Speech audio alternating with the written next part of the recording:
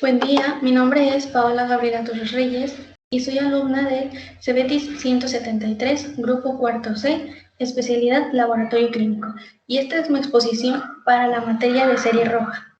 El tema que me tocó exponer es la talasemia. Para poder explicar qué es una talasemia, lo primero que debemos de ver es qué es una anemia.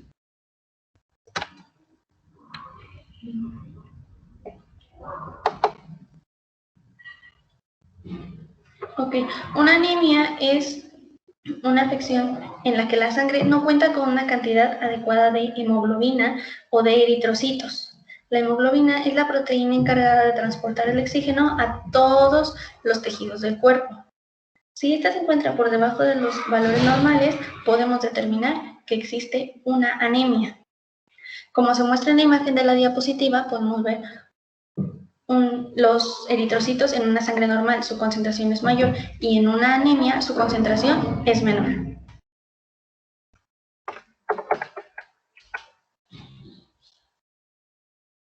¿Qué es la talasemia? Es un trastorno hereditario en el cual el cuerpo produce de una forma normal o de una cantidad inadecuada de hemoglobina. Este trastorno ocasiona la destrucción masiva, o sea, muy grande de eritrocitos o de glóbulos rojos, lo que nos va a presentar una anemia.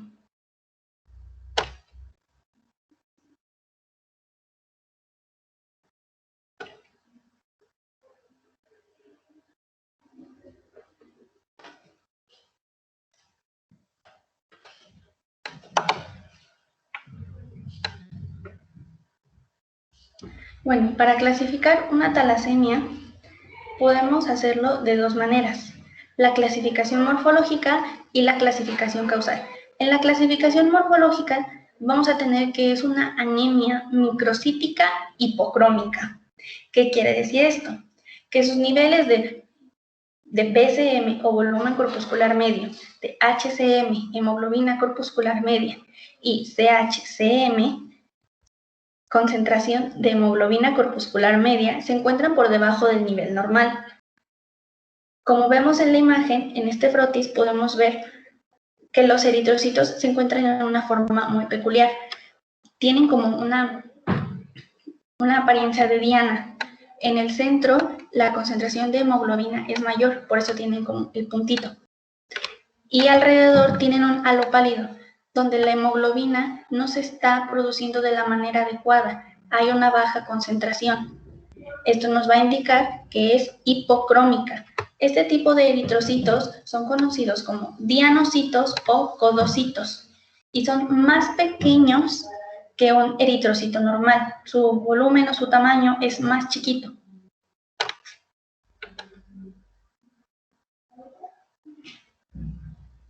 Después tenemos su clasificación causal. Esta anemia es una anemia secundaria a defecto de la síntesis de globina. Al no estar produciéndose de manera adecuada la hemoglobina y los eritrocitos, se va a presentar esta anemia.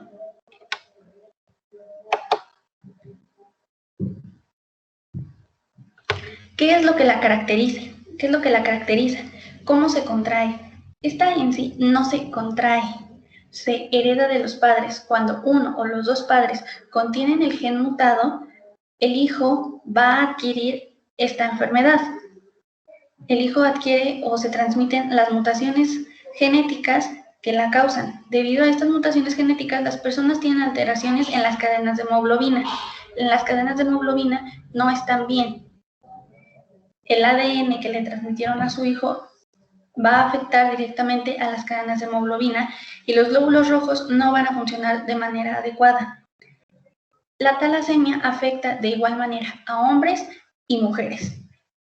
Y normalmente se va a adquirir o se va a contraer desde antes de nacer, desde que el bebé es un feto.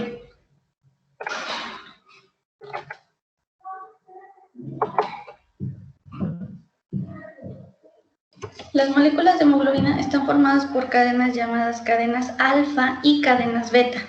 Cuando alguna de estas falla es cuando se presenta la talasemia, y dependiendo de cuál cadena es la que esté fallando, ya sea la alfa o la beta, va a ser el nivel de gravidez que se presente en la talasemia. Para clasificar las talasemias y su nivel de gravidez tenemos dos grupos más grandes con sus subgrupos. El primero es la alfa talasemia y la segunda es la beta talasemia.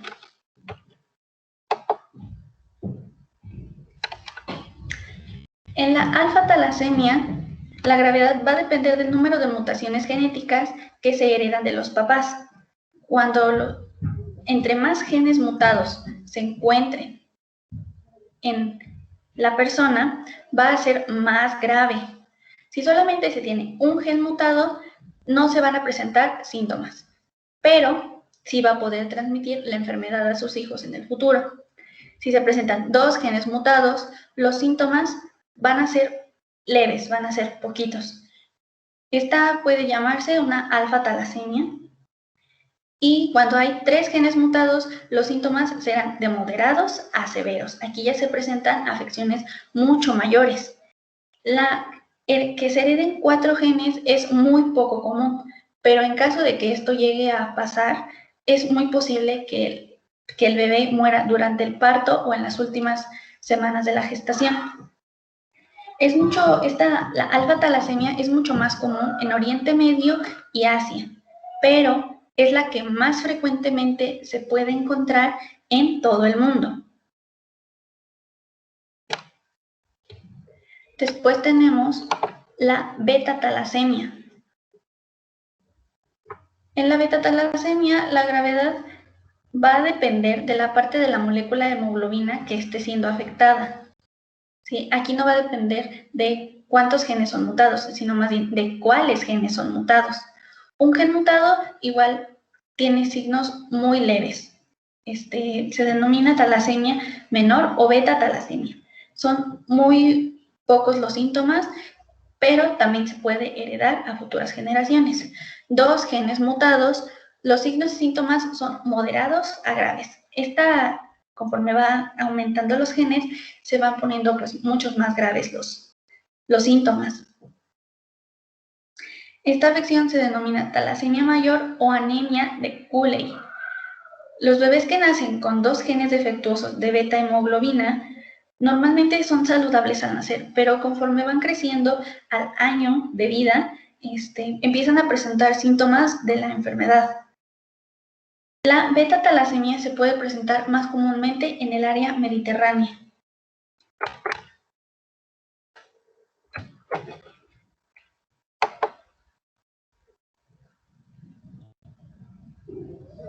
Los síntomas. ¿Cuáles son los síntomas de la talasemia? Al igual que en casi todas las anemias, se va a caracterizar por ictericia. ¿Qué es la ictericia? La coloración amarilla de la piel. Se presenta esto por una disfunción hepática. El hígado no está trabajando de manera adecuada, la hemoglobina no está siendo degradada de la manera adecuada y nuestra piel comienza a tornarse un poco amarilla. Deformidades óseas en la cara e insuficiencia de crecimiento.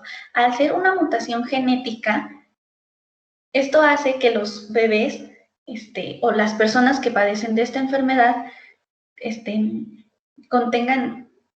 sean más propensos a presentar problemas óseos, disnea, dificultad para respirar. Esto es debido a que la concentración de hemoglobina es muy baja, los tejidos no están siendo oxigenados de manera adecuada. Es por eso que se va a tener una sensación de falta de oxígeno. Los tejidos no están siendo bien oxigenados, el cuerpo pide más y se siente una sensación de asfixia, astenia, cansancio, fatiga. La persona se siente cansada porque su cuerpo no está siendo bien oxigenado. Congestión en el vaso e hinchazón abdominal. Esto igual es característico de casi todas las anemias. Al no estar funcionando bien el ciclo de la hemoglobina, su degradación está siendo más lenta, por lo que va a afectar directamente al vaso. Y orina más oscura de lo normal.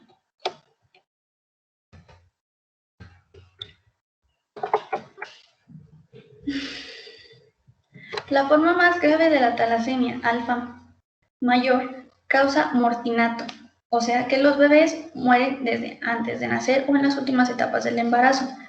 Los niños nacidos con talasemia mayor son los que no presentan ningún síntoma al nacer, pero lo van desarrollando conforme van creciendo. Y las personas con las formas menores de talasemia, tanto alfa como beta, tienen glóbulos rojos pequeños, pero no presentan ningún síntoma, o sea, no les va a afectar en su vida cotidiana. Lo único que podrían hacer para tener una calidad de vida mayor es llevar un estilo de vida más saludable. Comer sano y hacer ejercicio serían suficientes para que esas personas puedan llevar una vida normal. Diagnóstico. Para el diagnóstico se llevan a cabo diferentes pruebas.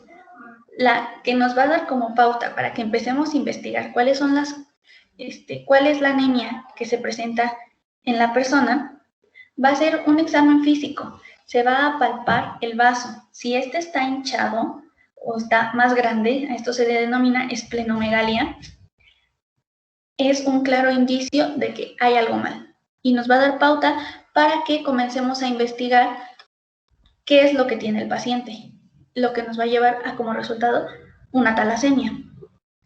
Este examen se hace recostando al paciente sobre una camilla y palpando desde la pelvis en dirección al reborde costal izquierdo durante la inspiración profunda. Una vez localizado el vaso, se va a sentir una tensión mayor en el área. Esto nos va a decir que el vaso está dilatado. Teniendo esta información, nosotros podemos comenzar a hacer más investigaciones. Las siguientes pruebas van a ser pruebas con sangre. La sangre que vamos a recolectar va a ser sangre completa, por lo que vamos a necesitar un tubo de tapa lila, que es el que contiene anticoagulante ETA, para poder trabajar con toda nuestra sangre completa. Será necesario realizar previamente un hemograma para conocer los valores eritrocitarios primarios. Necesitamos saber cuáles son nuestros niveles de hemoglobina y de hematocrito para poder determinar nuestra enfermedad o nuestra afección.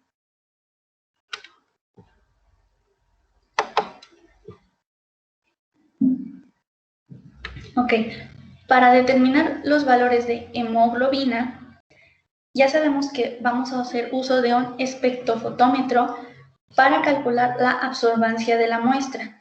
Vamos a necesitar el espectrofotómetro y algunos reactivos. Una vez teniendo nuestros valores de absorbancia de la muestra, vamos a aplicar nuestra fórmula para calcular nuestra cantidad de hemoglobina, que va a ser hemoglobina es igual a absorbancia de la muestra sobre absorbancia del patrón por 15. Y los resultados se van a expresar en decilitros.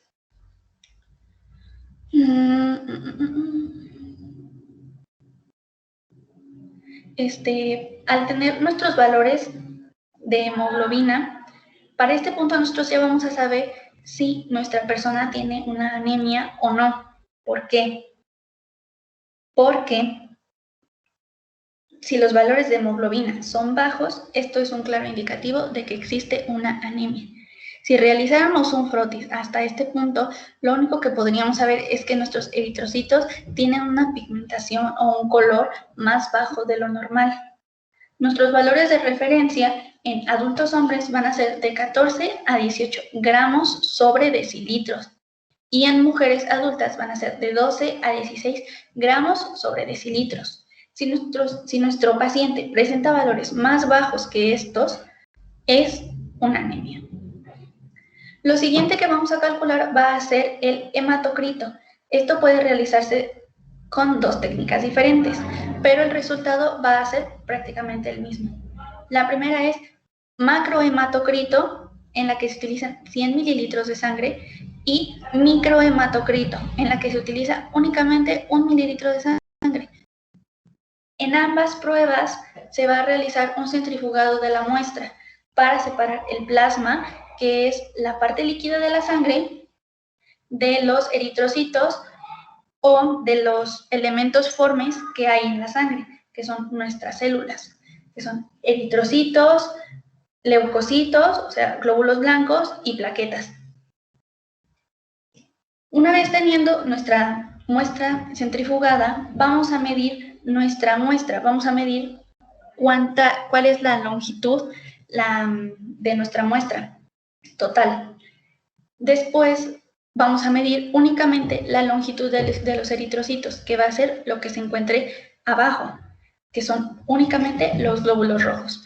Una vez teniendo estos dos datos, vamos a aplicar nuestra fórmula, que va a ser longitud de eritrocitos sobre longitud total por 100. Y nuestros resultados los vamos a expresar en porcentaje.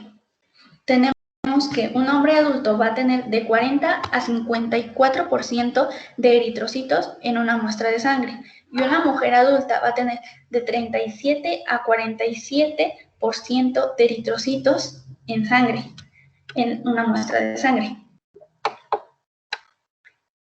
Estos eran los valores eritrocitarios primarios. Estos son indispensables para poder realizar las siguientes pruebas.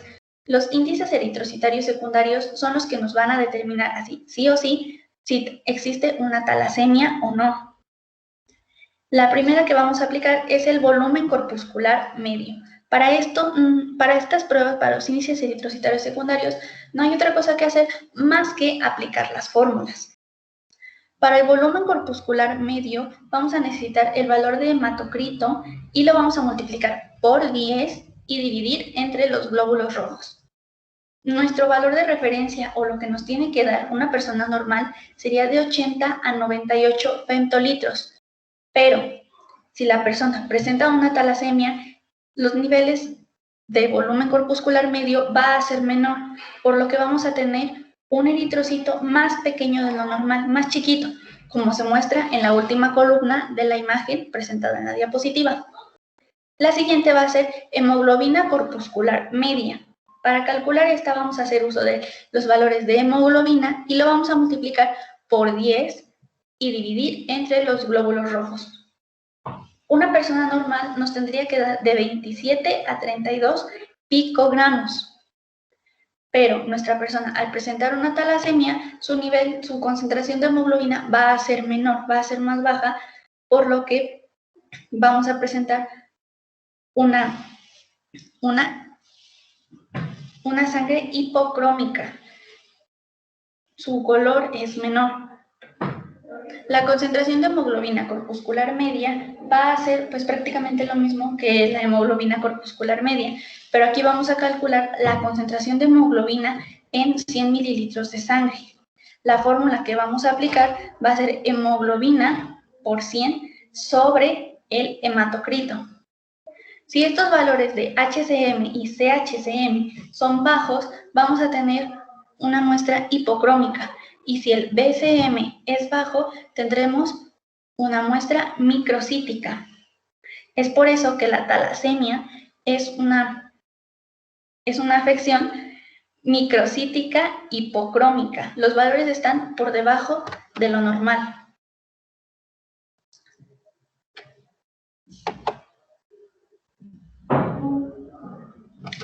Otra prueba que va a ser determinante y nos va a decir exactamente cuál es el gen que está fallando, cuál es el gen mutado, es la electroféresis hemoglobínica. Esta es una prueba que mide los diferentes tipos de hemoglobina de la sangre y también detecta las hemoglobinas anormales. Esta es la que nos va a decir exactamente qué es lo que está fallando en nuestras cadenas de hemoglobina. Requiere de igual manera una punción venosa para adquirir la muestra, o sea, para obtener la muestra adecuada. Esta es una técnica en la que se separan las moléculas mediante unas vibraciones eléctricas que nos va a proyectar cuál es exactamente la hemoglobina que nos está fallando.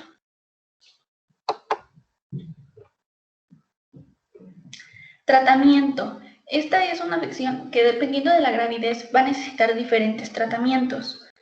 Cuando es muy poca la gravidez, cuando son una talasemia alfa menor o una talasemia beta menor, no se va a requerir ningún tratamiento. Lo único que se puede hacer es que la persona tenga un estilo de vida más saludable para evitar complicaciones futuras.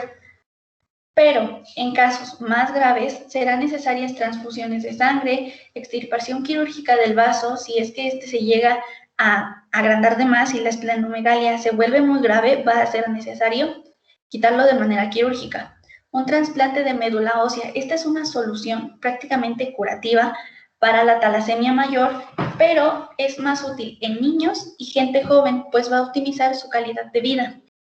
Y eritropoyetina. Esta es una proteína que nosotros producimos naturalmente, pero al tener talasemia, su capacidad de funcionamiento disminuye. Entonces, es necesario ingerirla para que nuestro cuerpo produzca de manera más normal o más regular los glóbulos rojos.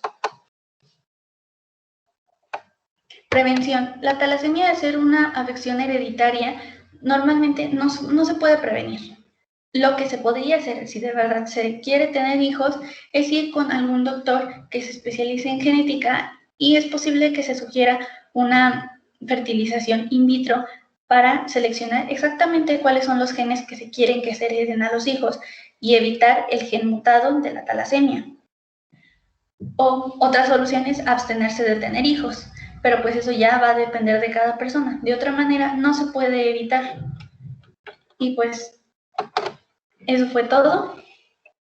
Muchas gracias. Cualquier duda, pues aquí están las referencias y gracias por su atención y su tiempo.